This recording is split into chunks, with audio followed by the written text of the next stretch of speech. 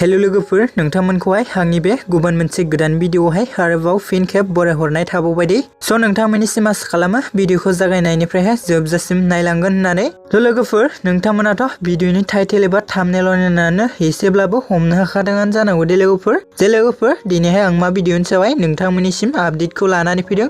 ओमफ्राय लोगोफोर नोंथांमोना बे भिडिअआ सोरनि आरो लोगोफोर जों बे भिडिअखौ बे प्रडाक्शननि गेजेरजोंहाय नुनो मोनगोन आरो सोरनि फाव खालामनायखौ नुनो मोनगोन बेखौ मिथिजोबनो थाखाय नोंथांमोना भिडिअखौ जागायनायनिफ्राय स्किप खालामाजासे जोबजासिम नायलांबाय थाबानो जाबाय दे लोगोफोर। एक्चुअली लोगोफोर जोंहा बे फैनो गोनां आबुं बर' सावथुनाहाय SHAN RAMY entertainment production present बेनारनि आन्डारावहायनो फैनो गोनां दे लोगोफोर। आरो लोगोफोर जोंहा बे आबुं बर' सावथुननि मुङानो जाहैबाय PHIN SAZA दे लोगोफोर। एक्चुअली लोगोफोर जोंहा बे PHIN SAZA आबुं बर' सावथुनाहाय SHAN RAMY बिथांजों डाइरेक्शन खालामजानाय दे लोगोफोर। ओमफ्राय लोगोफोर जोंहा बे फैनो गोनां PHIN SAZA आबुं बर' सावथुननिहाय स्टोरी आरो स्क्रिप्टखौ होदोंमोन बिथां थमसन ब्रह्मा बिथांजों लोगोसे SHAN RAMY बिथांमोना दे लोगोफोर। ओमफ्राय लोगोफोर प्रडिउसाराव दंमोन मानिस सरगयारि बिथाङा दे लोगोफोर।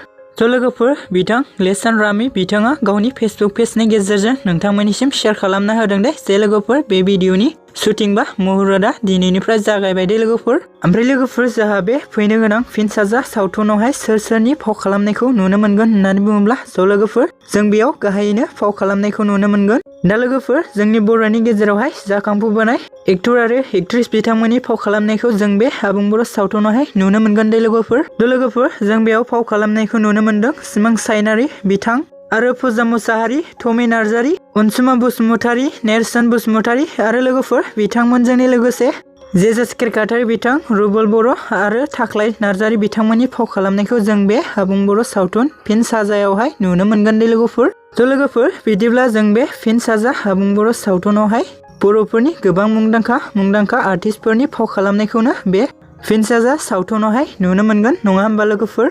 लोगोफोर आसा खालामो बिथांमोननि नाजानायाव जों बे PHIN SAZA आबुं बर' सावथुनखौहाय थाबैनो नुनो मोनगोन। थ' लोगोफोर भिडिअखौ जों नायनो थाखाय नेनानै थाबाय। स' लोगोफोर बिदिब्ला दिनैनि सुंद' आपडेटआ बेखिनियानो मोनदों लोगोफोर। आसा खालामो नोंथांमोना भिडिअखौ नायनानै मोजां मोनदों।